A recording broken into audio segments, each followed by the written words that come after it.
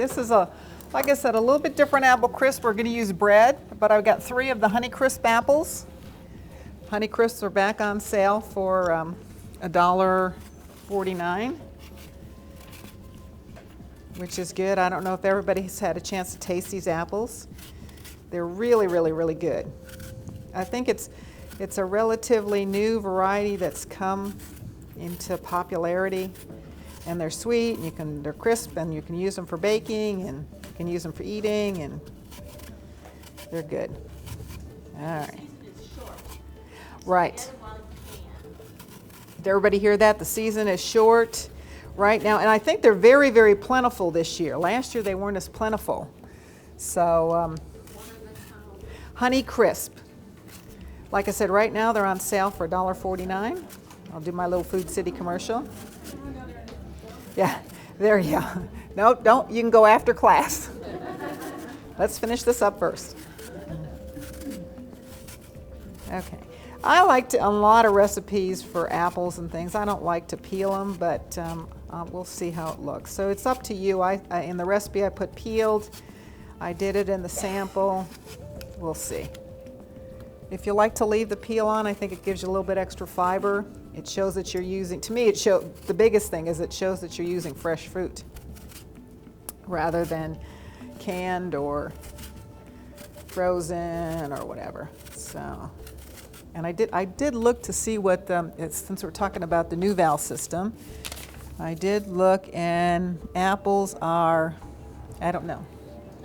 Not, yeah, I was going to say, I've got the eggplant. Eggplant's 96, so apples have to be right up there.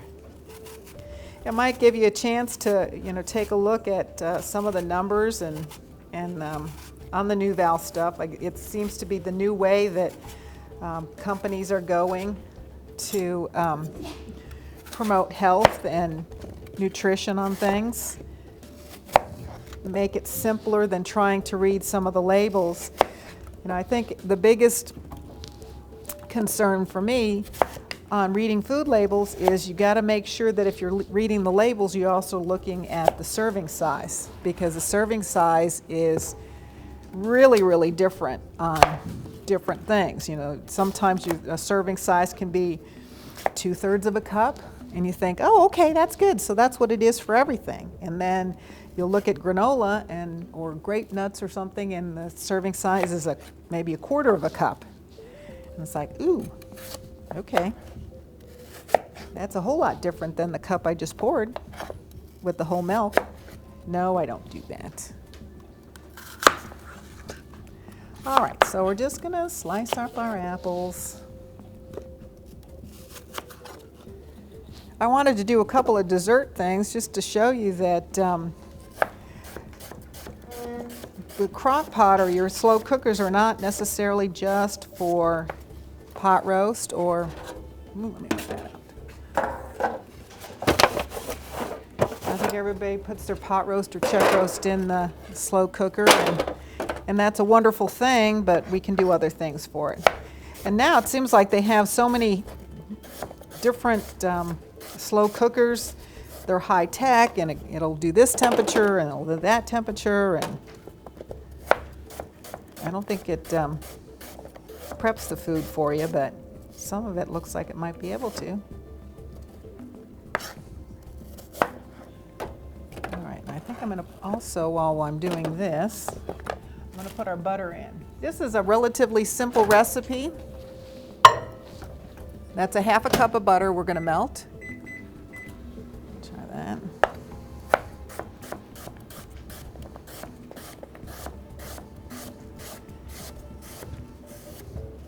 And you can change any or a lot of recipes to slow cooker recipes.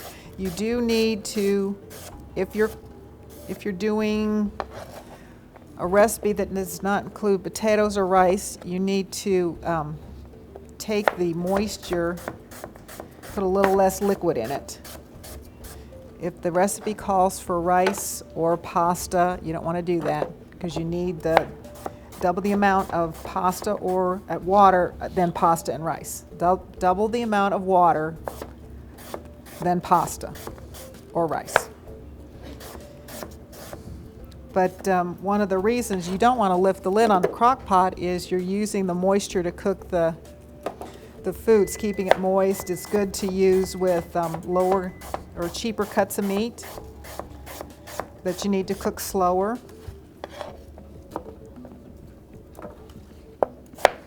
So they may need to have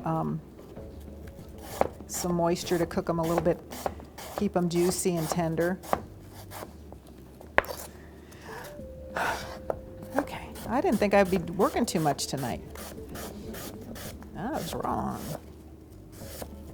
This is always, I think, a hard class to do, only because you can't see it in real time. Maybe we'll have to do one of those where you come in the morning and we do a little bit and then you come back and eat. That might be a good idea.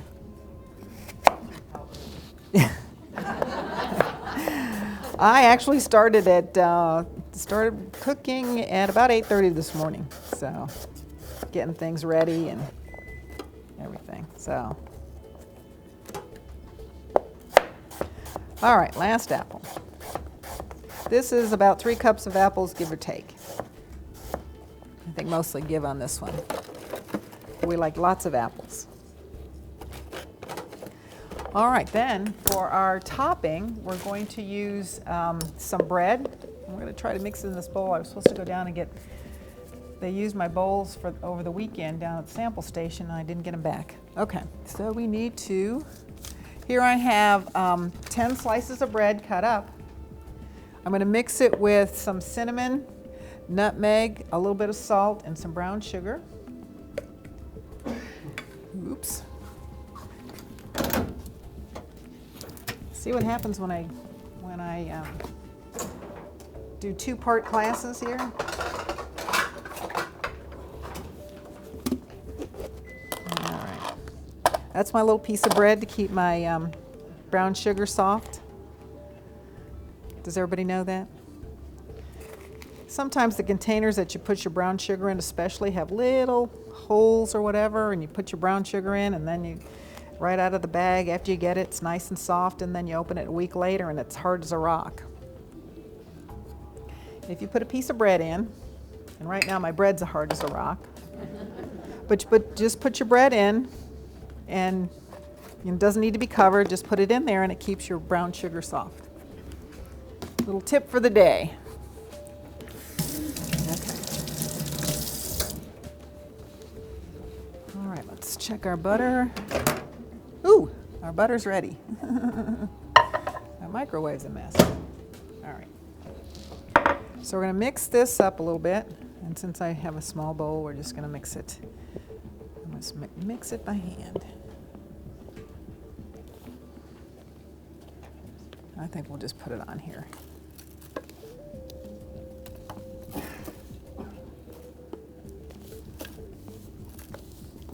Sort of do dual purpose here. All right. So this would be a fun thing to put in the crock pot. This doesn't take all that long. What is it, 3 hours on low? We're going to drizzle it with butter. And we're going to take a look at it.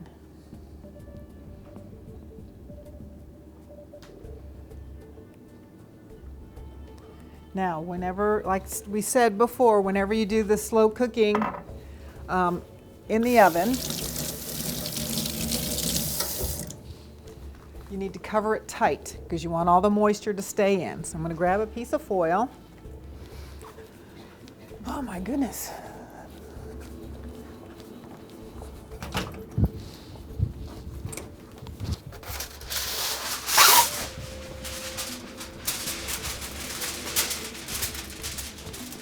So the moisture from the apples is going to cook this really good.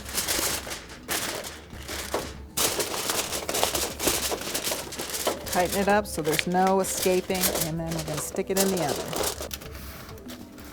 I do have a magic slow cooking oven today. I haven't had a magic oven in a couple weeks, so I'm glad it's back. And here is our apple crisp. Ooh. Oh, it smells good. So there's our apple crisp slow cooker.